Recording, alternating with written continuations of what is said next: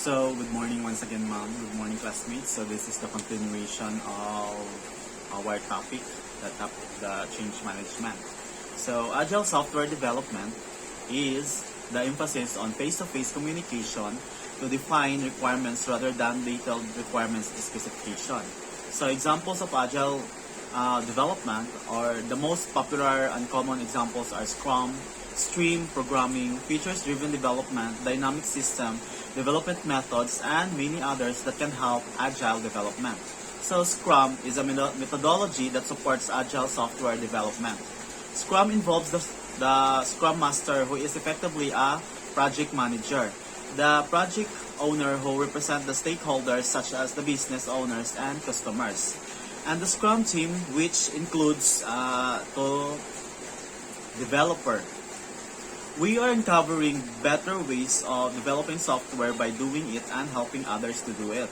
So through this work, we have come to value the first, individuals and interactions over processes and tools. Second, working software over comprehensive documentation. Third, customers collaboration over contract negotiation. The fourth one, responding to change over following a plan. The five one is human resource requirements. And the last one is digital business project managers have a choice of building a new skill set within their organization or outsourcing and partnering with other organizations. So see figure 10.8. So even more problematic than selecting the right types of staff is attracting and retaining digital business. If we want effective experienced staff, then this will demand high salaries.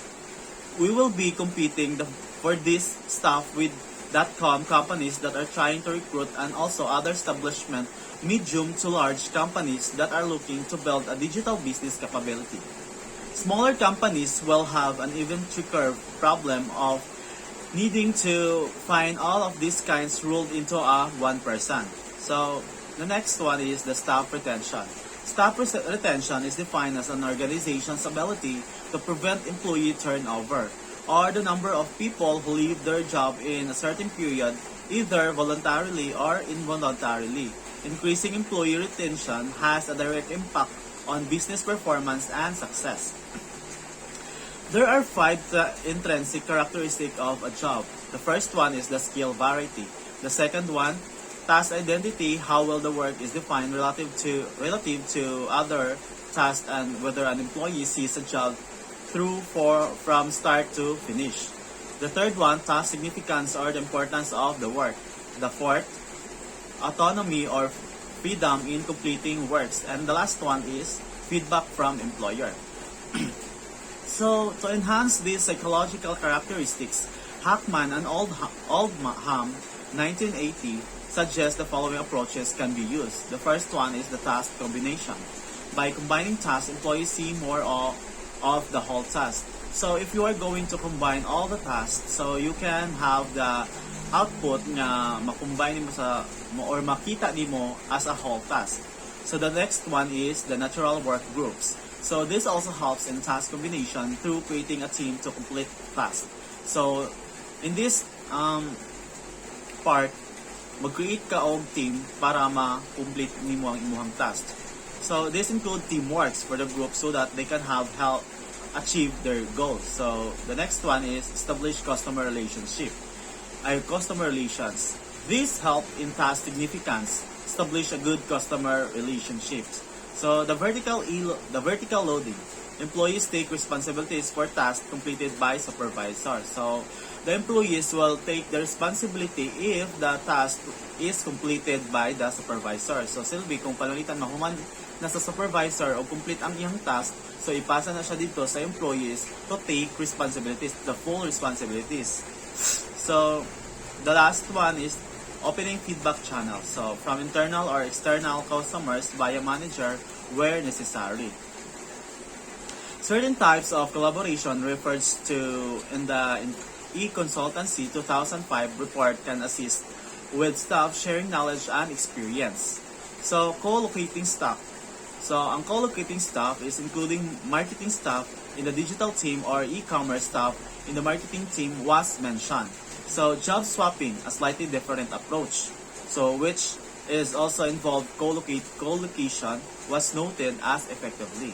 So interim collaborative teams or the SWAT teams, temporarily multidisciplinary team, for example, teams from e-commerce, marketing, and technology, is important to drive a particular initiative or performance improvements.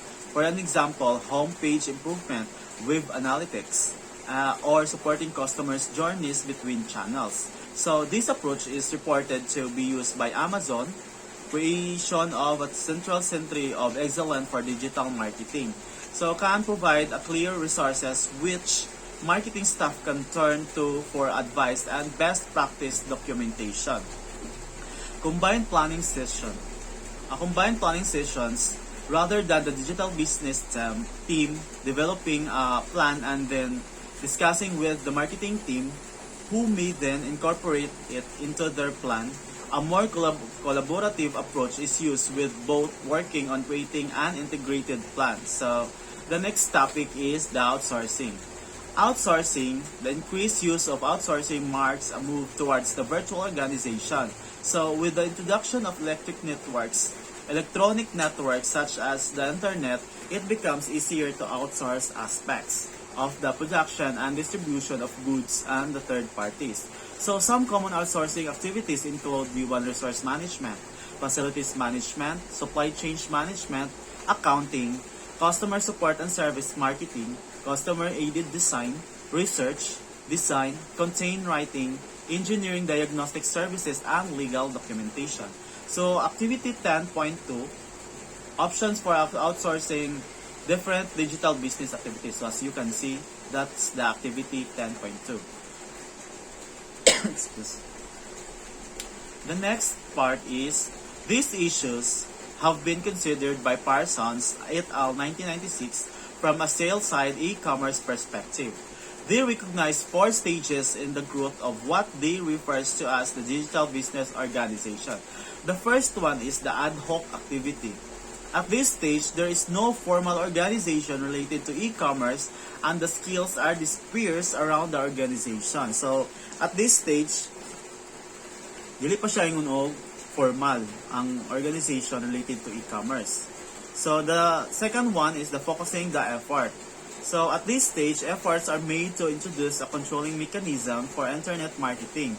Parsons et al. 1996 suggested that this is often achieved through a senior executive setting up a steering group which may include interested parties from marketing and IT and legal experts. So, at this stage, naginahanglan na siya og legal mga expertise para ma-achieve ang kanang suggest nga mga groups, like maginahanglan siya og senior executive setting up for steering group, which may includes muna dahil to siya ang katong marketing and IT and legal experts. So the next one is the formalization. At this stage, the author suggests that internet marketing will have reached a critical mass and there will be a defined group or separate business unit within the company which manages all digital businesses or digital marketing.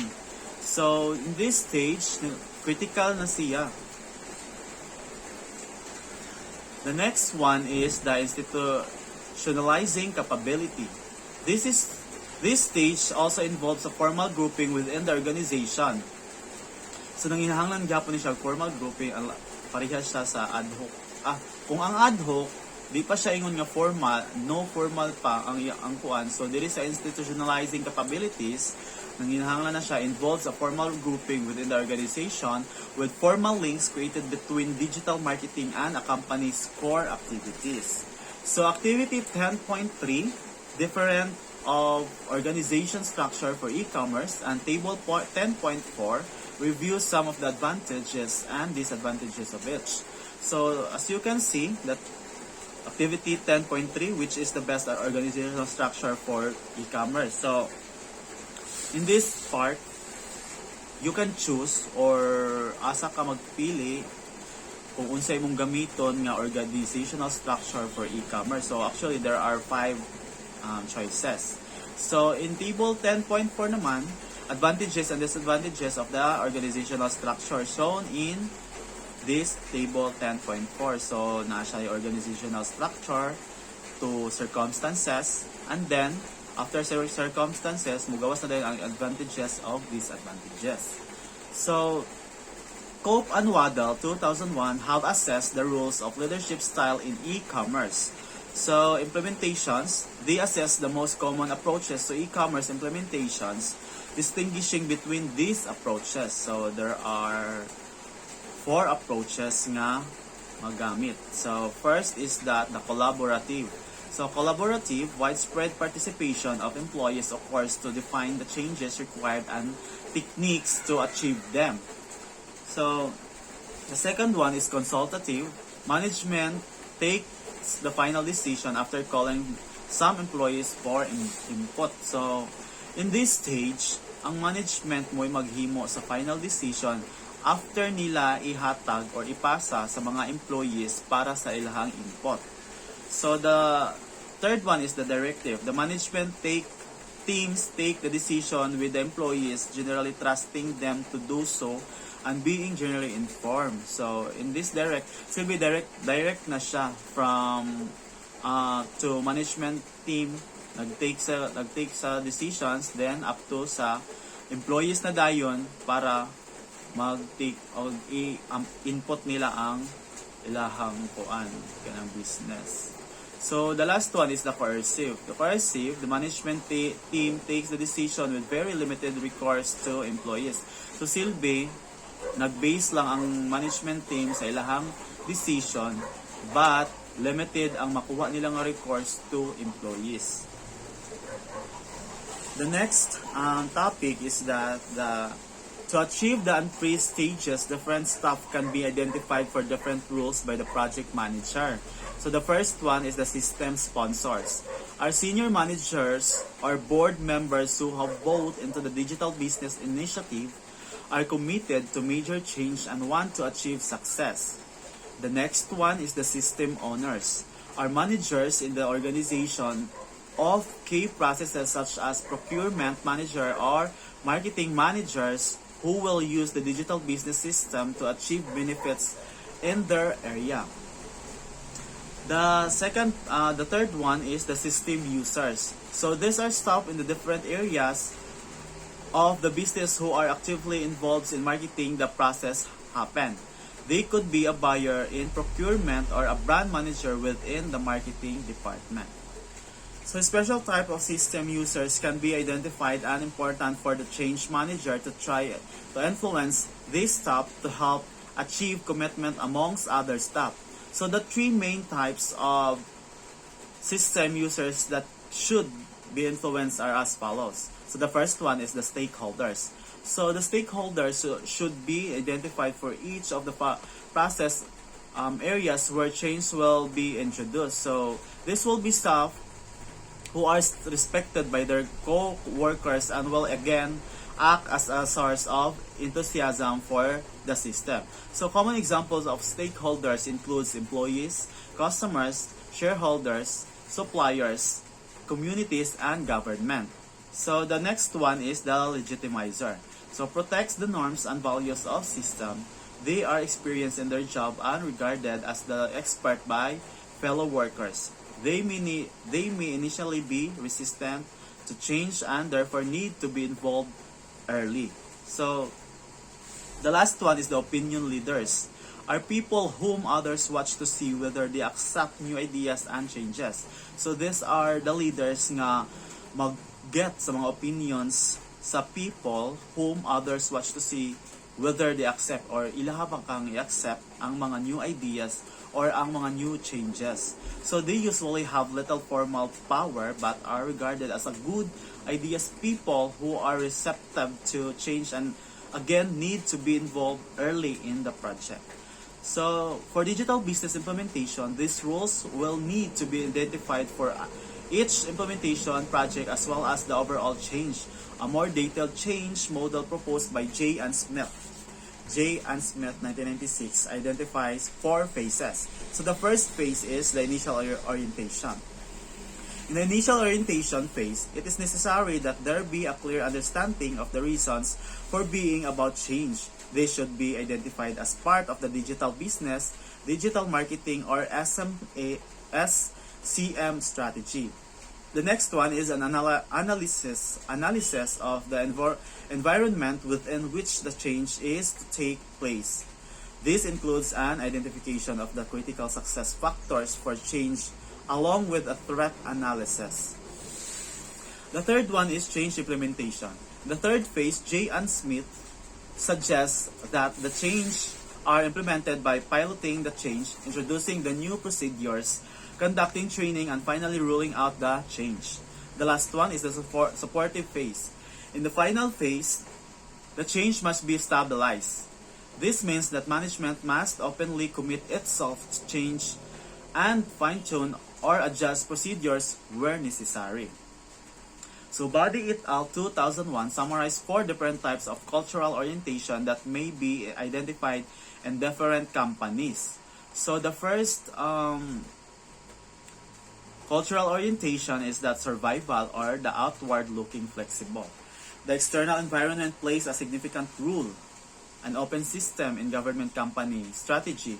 The company is likely to be driven by customers' demand and will be an innovator. So it may have a relatively flat structure. So the second one is the productivity or the outward-looking ordered. Interfaces with the external environment are well structured, and the company is typically sales-driven and is likely to have hierarchical structure. Human relationship, the third one is the human relations, inward-looking flexible. This is the organization as family, with interpersonal relationship more important than reporting channels. A flatter structure and staff development and empowerment is thought of as important by managers. So the last one is the stability, inward-looking orders. The environment is essentially ignored, with managers concentrating on internal efficiency, and again, management is through a hierarchical structure. So table 10.4 is the activities of changing the cultural for digital business. So the next topic is about knowledge. So what is knowledge?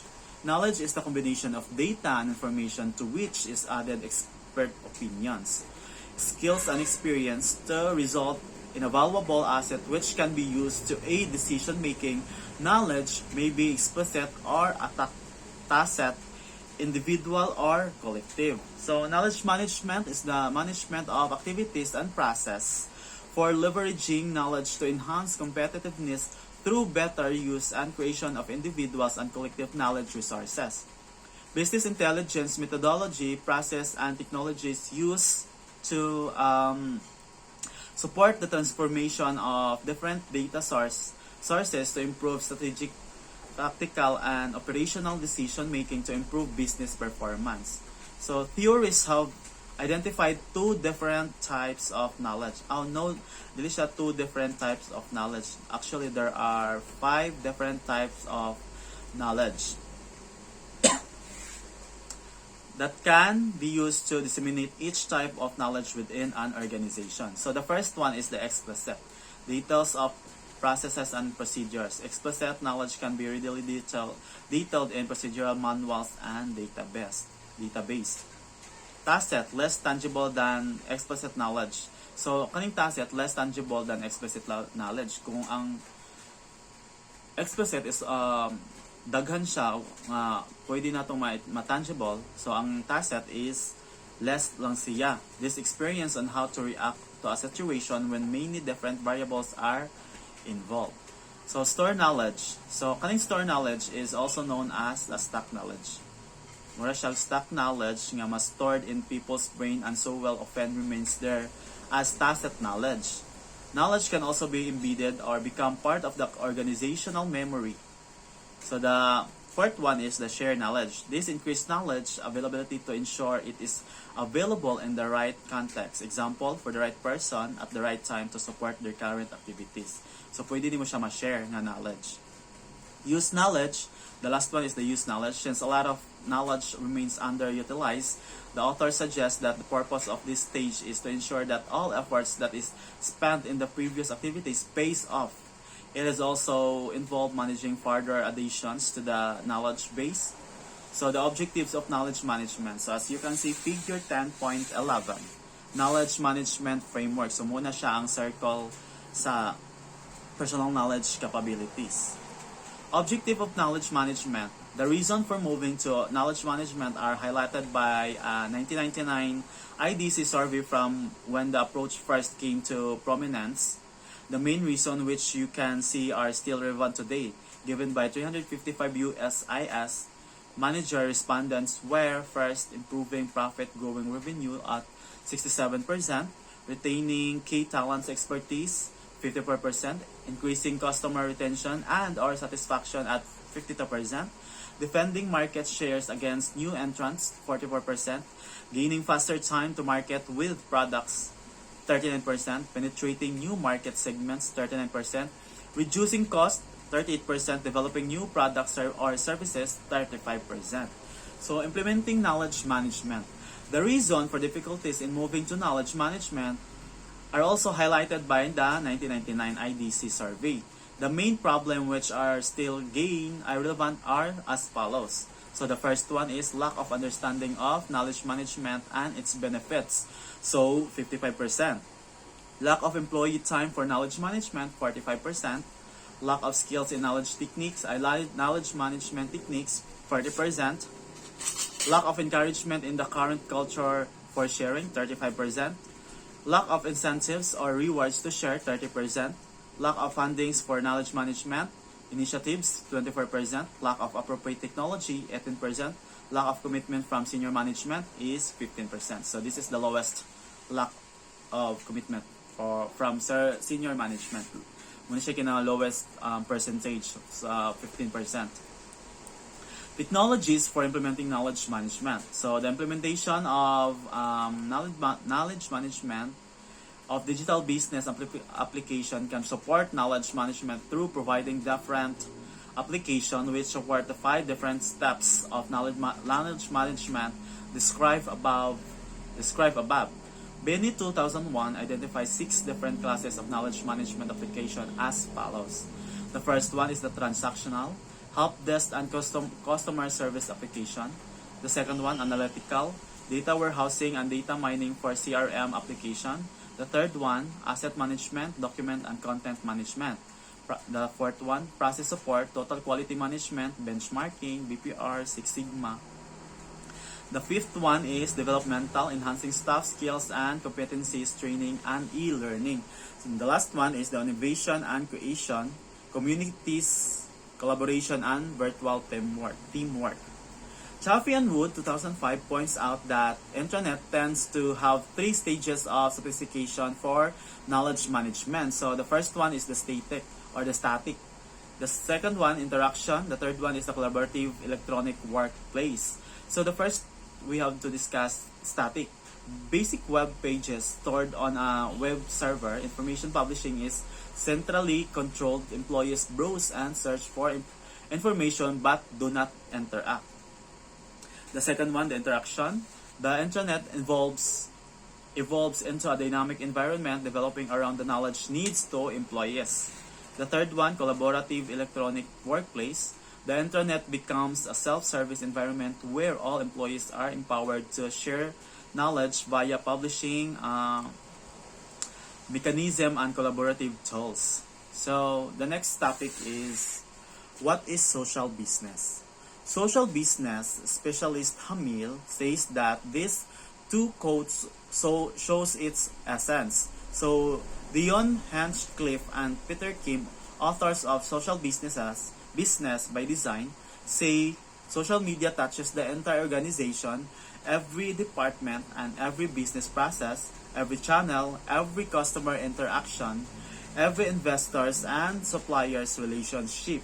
Social is too important to be left to the marketing department. So the next is risk management. Risk management, evaluating potential risk, developing strategies to reduce risk, and learning about future risk. So risk management involves these strategies. There are 4. So the first one is identify risk. including their probabilities and impact. The second one, identify possible solution to this risk. The third, implement the solution targeting the highest impact, most likely risk. The last one is monitor the risk to learn for future risk assessment. Activity 10.5, digital business risk management. So that's the activities for the digital risk management. So di na siya natin appeal. Table 10.6, organizational risk exposure organizational risk exposure factors from Simon 1999. So, naa siya growth risk, cultural risk, information management risk. So, first, let's discuss growth risk. Growth risk, under sa growth risk is pressures for performance over ambitious targets due to external demands. The next one is rate of expansion difficult to control and recruit new employees. And experience of key employees. The last one of growth risk. The cultural risk, rewards for entrepreneurial risk taking, executive resistance to bad news and lack of action, levels of internal competitions. It's the culture cooperative or too competitive. The last one, the information management risk, transaction complexity and velocity, a particularly high risk for companies having to purchase or sell raw materials in bulk. Gaps in diagnostic performance measures, poor reporting capabilities, degree of decentralized decision making, lack of central control and management of other risks. So these are the table 10.6 organizational risk exposure from exposure factors from Simon 1999. So that's the end of our report. So thank you so much for listening, guys. And thank you so much also, ma'am. So I hope you have gained knowledge from our topic all about change management chapter 10.